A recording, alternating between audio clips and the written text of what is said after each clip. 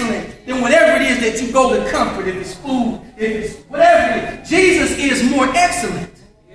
So don't waver. He said, hold on. Stay on the way. And then we move to verse 24. And verse 24 says, and let us consider one another in order to stir up love and good works. Now watch this, consider. Consider means to bear in mind. Okay. Right? Consider means to think about. Right? It's not a simple kind of a disregarding kind of love. No. Consider means I was thinking about you. Consider means I made that special effort.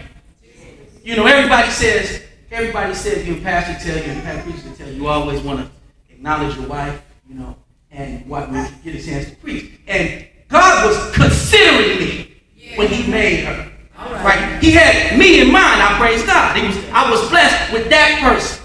Right? Consider. Right? When it's somebody might need you to give them some money.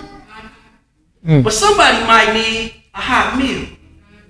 Might not be all that. Somebody might need just a listening ear. Somebody might need a shoulder to cry on. Right? Somebody might need just a little bit of your time, a little bit of your energy. They might need you to turn up. Turn up. For them just the slightest bit. Right? And we consider one another. It's good. The Bible says, be ye kind to one another. Tenderhearted. Forgiving one another just as God in Christ forgave you. Why? Because if we're in the house of God, we all call ourselves Christians, believers, people on the way. And we can't be nice to each other. What in the world are we going to do outside? And who would want to come in here with us, sniping and griping at each other? Right? But you know, mean is contagious. But smiles are contagious too. Right? And so we consider one another in order to stir up love. Right? Because when you give me love, you open me up. Break down my barriers and my guards. And you give me permission to love. Right? And then, you remember that commercial? Right? You love two people. And they love two people. And they love two people. And so on. And so on. And so on. And so on. And before you know it, this whole thing is turned up.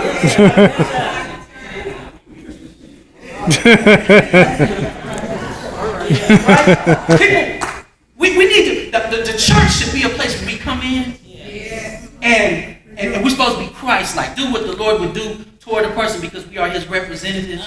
And God says, I know the thoughts that I think towards you. Right? He says thoughts to help you, to give you a future and a hope. Right? People shouldn't have to worry about your intentions. Right? In order to stir up love and good works. Right? Let your light so shine before men that they may see your good works and glorify your Father in heaven. That's what it's about. And then, so he says, let us hold fast the confession. That's number one of our hope without wavering. Then number two, let us consider one another in order to stir up love and good works. Almost done. Verse 25, not forsaking the assembling of ourselves together, as is the manner of some, but exhorting one another, and so much the more as you see the day approaching. Right? He says, we're going to have to come to church. Yeah, see, you can't ask anybody else to come to church. Come visit my church, and you might not even be there. Right? We need to, Brother Mitchell says, we need to dock the door more than once a week. All right.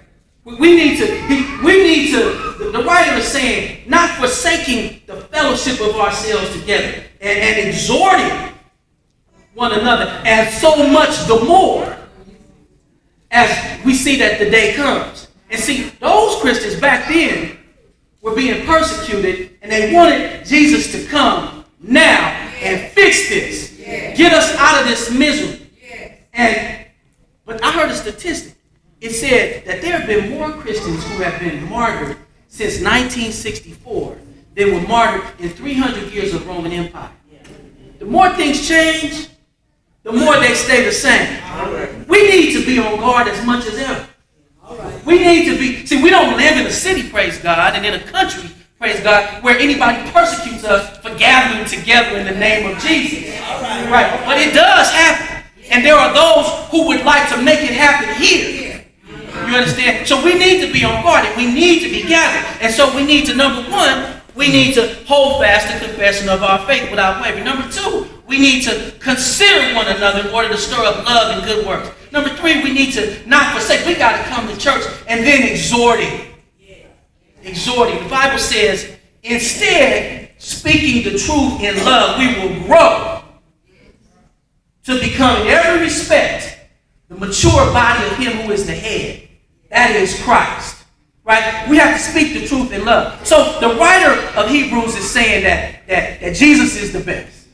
Jesus is more excellent. The walk with Christ is the best walk. Right? And so if I'm speaking the truth in love, that's what I have to do. Because if you speak truth without love, that's condemnation. You can tell a person about themselves. You can speak your mind all you want, but they won't receive it if you do it in a condemning way. Likewise, if you're loving them, quote unquote, without speaking the truth, that's compromise. If you see me going wrong, and you don't tell me I'm going wrong, when it all goes bad, do you really love me? Many times it's not what we say, but it's how we say it. Nevertheless, it needs to be said. Now, back to this exhortation of not forsaking the assembling together. In the book of Acts, it talks about the early church. And Acts 2:42 says that they continued steadfastly in the apostles' doctrine. That means they studied together. It says they continued steadfastly in the apostles' doctrine and in fellowship. That means they hung out together. They continued steadfastly in the apostles' doctrine, in fellowship, in breaking bread. They studied together. They hung out together. They ate together. They continued steadfastly in the apostles' doctrine studying, in fellowship, they hung out together, in breaking bread, they ate together, and in prayer, they prayed together. See, it's too hard to do this thing by myself. Right? The song says, you need me. I need you. I need you. We're all a part of God's army. See, and what happens is, watch this. This is something you might not have noticed about the scripture. In this scripture, it says, let us. And then, verse 24 says, let us. As in we. And then it says, not forsaking the assembling together. Right? What that means, us.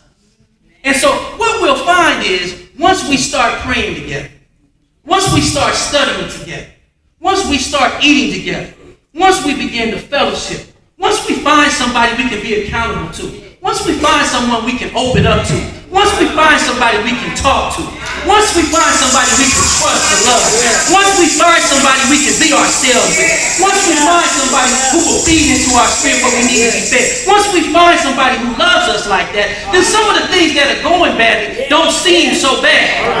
You know, sometimes it's not so hard, and it's a little easier to see the love of Christ. It's a little easier to see what's good in the world. It's a little easier to see that it's not so bad. And then you get to a point where you trust in God and you have so much admonition and so much support that you begin to say things like, I need no convincing argument. I need no fancy plea. It is enough that Jesus died and that he died for me. You can say, my hope is built on nothing less but Jesus